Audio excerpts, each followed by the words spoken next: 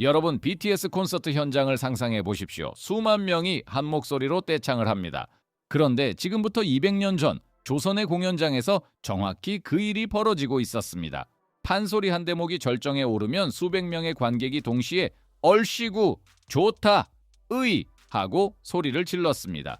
그것도 즉흥이 아닙니다. 어느 대목에서 어떤 박자에 어떻게 외쳐야 하는지를 공부한 사람들이었습니다. 놀라지 마십시오. 조선에는 이미 팬클럽이 있었습니다. 스타 시스템이 있었습니다. 유파 파벌 싸움도 있었습니다. 그리고 전설적인 프로듀서까지 있었습니다. 오늘 여러분은 200년 전 조선으로 덕질 여행을 떠납니다. 지금으로부터 약 300년 전 조선 후기. 판소리는 화려한 예술이 아니었습니다. 그것은 광대들의 잡기였습니다. 광대, 즉 제2는 조선신분제에서 천민층에 속했습니다. 정확히는 신량역천이라는 계층으로 신분과 역이 대대로 세습됐습니다.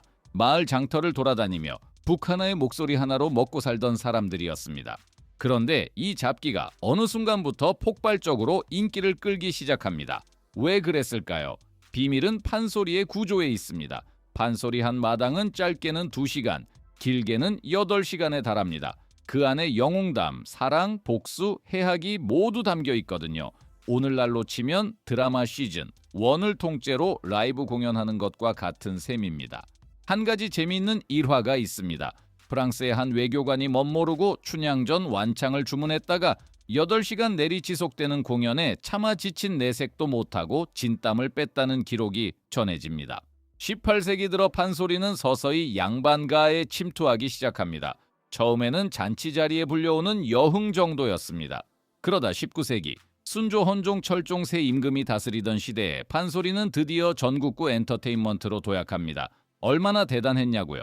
임금이 명창에게 벼슬을 내렸습니다. 헌종과 철종으로부터 동지나 선달 같은 관직을 받은 명창들이 등장한 겁니다. 이 시대에 우리는 전기팔명창이라는 이름을 만납니다. 권삼득, 송흥록, 모흥갑, 염계달, 고수관, 신만엽, 박유전, 황해청. 이들은 단순한 소리꾼이 아니었습니다. 당대의 슈퍼스타였습니다. 그 중에서도 단연 최고는 송흥록이었습니다. 벼로가 호풍환우, 바람을 부르고 비를 부른다는 뜻이었습니다. 신재효는 그를 시중천자 이태백에 비유하며 독보건곤이라 칭했습니다. 그의 장기 대목은 춘향가 중 옥중가에 나오는 귀곡성, 귀신의 울음소리를 재현한다고 해서 가왕이라는 칭호를 받았습니다. 한양의 부호들은 수백 리를 달려와 그의 소리를 듣겠다고 아우성을 쳤습니다. 여기서 잠깐, 돈 많은 양반이 소리꾼 구경을 간다. 그거 이상한 일 아닌가요? 아니었습니다. 오히려 반대였습니다. 판소리를 안다는 것, 좋은 소리를 알아본다는 것이 19세기 조선에서는 일종의 교양이었습니다. 양반들은 판소리를 감상한 뒤 그 느낌을 한시로 써서 남겼는데 이를 관극시라고 불렀습니다. 판소리를 아는 것 자체가 사회적 자본이었던 겁니다. 바로 여기서 등장하는 개념이 있습니다. 귀명창입니다. 귀명창, 귀로 듣는 명창이라는 뜻입니다. 직접 소리를 못하지만 좋은 소리와 나쁜 소리를 귀로 정확히 구분하는 사람. 오늘날로 치면 음악평론가와 코어팬을 합쳐놓은 존재입니다. 그런데 이 귀명창, 단순히 소리를 잘 안다는 게 전부가 아니었습니다. 귀명창은 공연 중에 추임새를 넣었습니다. 얼씨구, 좋다, 지화자, 잘한다. 이것이 그냥 감탄사처럼 들리시나요? 아닙니다. 이건 기술이었습니다. 추임새는 아무 때나 넣는 것이 아니었습니다. 진양조 장단에서는 5박과 6박제, 중몰이 장단은 11번째와 12번째 박에 추임새를 붙였습니다. 소리꾼의 가사가 붙지 않는 빈 박자에 정확한 타이밍으로 넣어줘야 소리꾼이 더 높이 올라갈 수 있었습니다. 타이밍을 놓치면 오히려 소리의 흐름을 끊어버렸습니다. 더 놀라운 것은 귀명창의 사회적 위치였습니다. 훌륭한 귀명창은 명창 못지않은 존경을 받았습니다. 심지어 왕실 주변 인물 중에서도 최고의 귀명창이 있었습니다. 바로 흥선대원군입니다. 흥선대원군은 19세기 최대의 판소리 후원자였습니다. 그의 인정을 받으면 그 명창의 인생이 바뀌었습니다. 실제로 서편제의 시조 박유전은 흥선대원군의 총애를 받으며 한양에서 크게 활약했습니다. 임금이 인정한 명창에게는 의관이나 감찰 같은 관직까지 내려졌습니다. 김창환, 송만갑, 이동백 같은 명창들이 모두 이 과정을 거쳤습니다. 반대로 유력한 귀명창 사이에서 그 소리 별로야 라는 평가가 돌기 시작하면 아무리 뛰어난 소리꾼도 주목받기 어려웠습니다. 조선시대에 이미 인플루언서 마케팅이 존재했던 겁니다. 김영창이 생기자 자연스럽게 다음 단계가 왔습니다. 팬덤 간의 파벌 싸움입니다. 조선 판소리 세계에는 크게 두 개의 유파가 존재했습니다. 동편제와 서편제. 동편제는 지리산 동쪽, 전라도 동부 지역 소리꾼들의 유파입니다. 시조는 가왕 송흥록, 활달하고 우렁찬 소리가 특징이었습니다. 마치 바위에 새기는 듯한 묵직함. 서편제는 전라도 서부, 특히 광주 나주 일대의 유파입니다. 시조는 박유전, 섬세하고 구성지며 애절한 소리가 특징이었습니다. 한국민속대백과사전은 이 두 유파를 활달하고 우렁찬 동편제와 대조적으로 부드럽고 애절한 서편제라고 기록하고 있습니다. 그런데 이 두 유파가 단순히 음악 스타일만 달랐을까요? 아닙니다. 이들의 팬덤이 달랐습니다. 동편제 팬들과 서편제 팬들은 서로를 비웃었습니다. 그게 무슨 소리야? 딱딱하기만 하고, 그게 무슨 소리야? 질질 짜기만 하고. 이 논쟁은 200년이 지난 지금도 완전히 해결되지 않았습니다. 이 무렵 후기 팔명창의 시대가 열립니다. 송우용, 박만순, 김세종, 정춘풍, 박유전, 이날치, 정창업, 전혜종, 새로운 세대의 스타들이 등장한 겁니다. 흥미로운 것은 후기 팔명창 시대의 팬덤 구조가 더 정교해진다는 점입니다. 소리꾼들은 이제 단순히 잘 부르는 것으로는 부족해졌습니다. 어느 유파의 전통을 이었는가, 어떤 귀명창의 인정을 받았는가, 어느 후원자의 지지를 받는가, 이 세 가지가 명창의 가치를 결정했습니다. 지금의 아이돌 시장과 얼마나 닮았습니까? 어느 기획사 소속인가? 어떤 음악 방송에서 1위를 했는가? 팬덤 규모는 어느 정도인가? 200년의 강역이 있을 뿐 시스템의 구조는 놀랍도록 동일합니다. 1812년 전라북도 고창, 한 인물이 태어납니다. 신재효. 신재효는 소리꾼이 아니었습니다.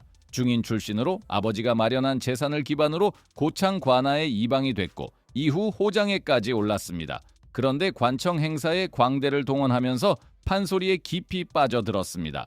빠져든 정도가 아닙니다. 자신의 재산을 털어 소리꾼들을 후원하기 시작했습니다. 단순한 후원이 아니었습니다. 신재효는 판소리 육마당을 직접 정리하고 개작했습니다. 춘향가, 심청가, 흥부가, 수궁가, 적벽가, 변강쇠 타령. 원래 구전으로 내려오던 이 작품들을 문자로 정착시키고 상층 취향에 맞게 내용을 다듬고 체계적 구성을 갖추게 했습니다. 여러분, 이게 무슨 의미인지 아시겠습니까? 가사를 쓰고 편곡을 지시하고 스타를 발굴한 사람, 신재효는 조선판 음반 프로듀서였습니다. 그의 집에는 노래청이 있었습니다. 전국의 소리꾼들이 고창의 노래청으로 모여들었습니다. 그곳에서 먹고 자면서 신재효에게 소리를 배우고 품평을 받고 다음 무대로 나갔습니다. 김세종, 정춘풍, 허금파 같은 명창들이 모두 이 노래청 출신입니다. 그리고 신재효는 이상적인 소리꾼의 조건을 이론으로 정립했습니다. 광대가라는 작품에서 4가지를 제시했습니다. 인물칠해, 사설칠해, 득음, 너름새, 외모와 인품, 가사 전달력, 발성 능력, 무대 표현력. 오늘날 아이돌 오디션의 평가 기준과 다를 게 없습니다. 그런데 신재효가 남긴 가장 극적인 유산은 한 여인입니다. 진채선. 당시 판소리는 남성의 영역이었습니다. 기녀들조차 음률과 가무에는 능했으나 판소리만은 부르지 않았습니다. 그런데 신재효는 진채선을 발굴하여 직접 가르쳤습니다. 진채선은 20대의 경복궁 낙성연에서 고종 앞에서 판소리를 불렀습니다. 왕 앞에서 소리를 한 최초의 여성 명창이 된 겁니다. 신재효는 진채선을 발굴하고 훈련시키고 왕 앞 무대에 세웠습니다. 200년 후에 우리에게 이게 낯선 풍경입니까? JYP, SM, 하이브가 지금 하고 있는 일과 정확히 같은 구조입니다. 2003년 유네스코는 판소리를 인류구전 및 무형유산 걸작으로 선정했습니다.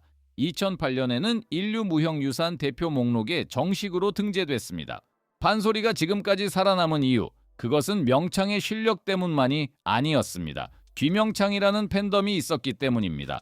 2020년 한 밴드의 영상이 전 세계를 강타했습니다. 이날치 밴드의 범 내려온다. 한국관광공사 홍보 영상에 쓰인 이 노래는 유튜브와 SNS를 합쳐 누적 6억 뷰를 돌파하며 판소리를 21세기 글로벌 무대에 올렸습니다. 그런데 재미있는 것은 이날치 밴드의 이름이 바로 후기 8명창 중 한 명인 이날치에서 왔다는 점입니다. 본명은 이경숙. 노비로 태어나 줄을 타는 광대로 살다가 30이 다 돼서야 소리꾼이 된 인물입니다. 200년 전 명창의 이름을 달고 200년 전의 판소리로 전 세계 팬덤을 만든 겁니다. 여러분, 다시 처음 질문으로 돌아가 봅시다. 조선에도 팬덤이 있었는가? 있었습니다. 추임새로 소리꾼을 올려주던 귀명창이 있었고, 동편제냐 서편제냐를 두고 싸우던 유파 팬덤이 있었고, 진채선을 발굴한 신재효 같은 프로듀서가 있었습니다. 팬덤은 K-팝이 발명한 것이 아닙니다. 인간이 뛰어난 예술가에게 열광하는 한 팬덤은 언제나 존재했습니다. 그리고 그 열광이 예술을 살아남게 했습니다. 200년 전 조선의 귀명창들이 지른 얼씨구처럼요.